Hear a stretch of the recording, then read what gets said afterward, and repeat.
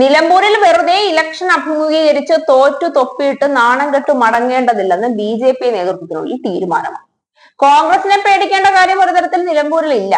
ആരാവണം സ്ഥാനാർത്ഥി എന്ന കാര്യത്തിൽ പോലും ഒരു തീർപ്പ് കൽപ്പിക്കാൻ കോൺഗ്രസിന് ഇതുവരെ കഴിഞ്ഞിട്ടില്ല. അത്തരത്തിലാണ് കോൺഗ്രസിനുള്ളിലെ തമ്മിൽ തല്ലും വിഭാഗീയതയും. ആര്യാടൻ ഷൗക്കത്ത് വേണമോ ജോയി വേണമോ നിലമ്പൂരിൽ എന്ന കാര്യത്തിൽ ഇരു നേതാക്കന്മാർ തമ്മിലും പാർട്ടിക്കുള്ളിലും PV അൻവറിന്റെ ഭാഗത്തു നിന്നും ശക്തമായ പിടിവലിയാണ് നടക്കുന്നത്. നേതാക്കന്മാരെ ഒരു തരത്തിൽ അനുനയിപ്പിച്ചു കൊണ്ടുവന്നപ്പോൾ അൻവർ തന്റെ വിലപേശലുമായി രംഗത്ത് വന്നു. അൻവറിന്റെ ഇഷ്ടക്കാരൻ സ്ഥാനാർത്ഥി, അൻവറിന്റെ തൃണമൂൽ കോൺഗ്രസിനുള്ളിലേക്കുള്ള പ്രവേശനം സ്ഥാനാർത്ഥി നിർണയത്തിന് മുന്നേ എന്നിങ്ങനെയായിരുന്നു അൻവറിന്റെ വാശി. അതിന്റെ കോലാഹലങ്ങൾ കോൺഗ്രസിനുള്ളിൽ കഴിഞ്ഞിട്ടില്ല. ഇന്നലത്തെ ചർച്ചയും അലസിപ്പിരിഞ്ഞതോടുകൂടി നിലമ്പൂർ കോൺഗ്രസിന് സ്ഥാനാർത്ഥി വീണ്ടും അനിശ്ചിതത്വത്തിലായി. P. ഷബീറിനെ തന്നെ മത്സരിപ്പിക്കാനാണ് ഇടതുപക്ഷത്തിന്റെ തീരുമാനം. എങ്കിൽ കോൺഗ്രസ് ആരെ നിർത്തണം എന്ന കാര്യത്തിൽ ഒരു തീരുമാനത്തിൽ എത്തിയാലും വിജയിക്കുന്ന കാര്യത്തിൽ യാതൊരു ഉറപ്പും പറയാൻ കഴിയില്ല. ആ സാഹചര്യത്തിലായിട്ടും നിലമ്പൂരിൽ നടക്കാനിരിക്കുന്ന ഉപതെരഞ്ഞെടുപ്പിൽ സ്ഥാനാർത്ഥിയെ നിർത്തുന്നതിൽ BJPയിൽ ആശയക്കുഴപ്പം തുടങ്ങി. നിർത്തേണ്ട എന്ന് തന്നെയാണ് BJP നേതൃത്വത്തിന്റെ തീരുമാനം. മത്സരിക്കേണ്ടെന്ന നിലപാട് ഒരു വിഭാഗം നേതാക്കൾ മുന്നോട്ട് വെച്ചതോടെയാണ് ആശയക്കുഴപ്പം രൂപപ്പെട്ടത്. നേരത്തെ ഷോൺ ജോർജിനെ സ്ഥാനാർത്ഥിയാക്കി മത്സരിപ്പിക്കാനുള്ള സാധ്യതകൾ രാജീവ് ചന്ദ്രശേഖർ തേടിയിരുന്നു. നിലവിലെ നിലമ്പൂരിന്റെ രാഷ്ട്രീയ സാഹചര്യങ്ങൾ വിലയിരുത്താൻ ഒരു റിപ്പോർട്ട് രാജീവ് BJP പ്രവർത്തകരോട് തേടിയിരുന്നു.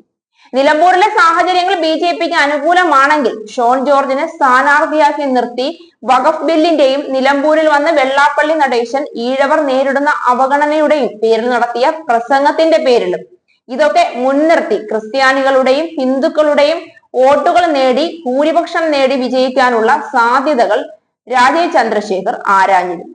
ഇത് കേട്ട് PC ജോർജും മകനും കുറെ മനപ്പായസം ഉണ്ടതുമാണ്. എന്നാൽ ഇടതുപക്ഷത്തിനെതിരെ നിലമ്പൂരിൽ മത്സരിച്ച് വിജയിക്കാൻ കഴിയില്ല എന്ന കാര്യം BJPക്ക് ഏതാണ്ട് ഉറപ്പായി.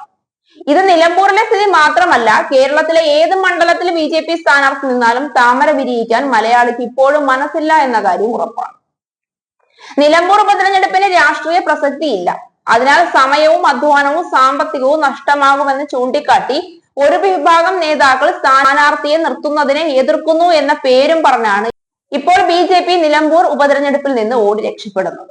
നിലമ്പൂർ ഉപതെരഞ്ഞെടുപ്പിൽ മത്സരിക്കുന്നതിന് പകരം പഞ്ചായത്ത് തിരഞ്ഞെടുപ്പിൽ ശ്രദ്ധ കേന്ദ്രീകരിക്കാനാണ് ഇപ്പോൾ BJP നേതൃത്വത്തിന്റെ നിർദ്ദേശം എന്നാണ് പുറത്തുവരുന്ന വിവരം.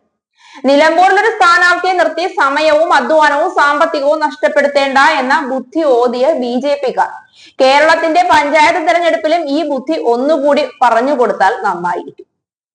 നിലമ്പൂരിൽ കുറഞ്ഞ പക്ഷം ഒരു മണ്ഡലത്തിൽ ചിലവാക്കുന്ന തുകയും സമയവും അധ്വാനവും മാത്രമായിരിക്കും BJP പ്രസ്ഥാനത്തിന് നഷ്ടം.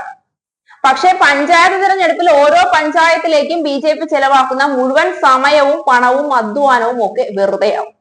കെട്ടിവെച്ച കാശ് പോകുമെന്ന് ഉറപ്പാണ്. മതതീവ്രവാദം വിളമ്പുന്ന രാഷ്ട്രീയക്കാരെ കേരളത്തിലെ ജനങ്ങൾ അടുപ്പിക്കില്ല. എന്തായാലും പുതിയതായി എത്തുന്ന സംസ്ഥാന അധ്യക്ഷൻ രാജീവ് ചന്ദ്രശേഖറിന്റെ ആദ്യ ദൗത്യമായി നിലമ്പൂർ ഉപതെരഞ്ഞെടുപ്പിനെ കാണേണ്ടതില്ല എന്നാണ് BJPയുടെ തീരുമാനം.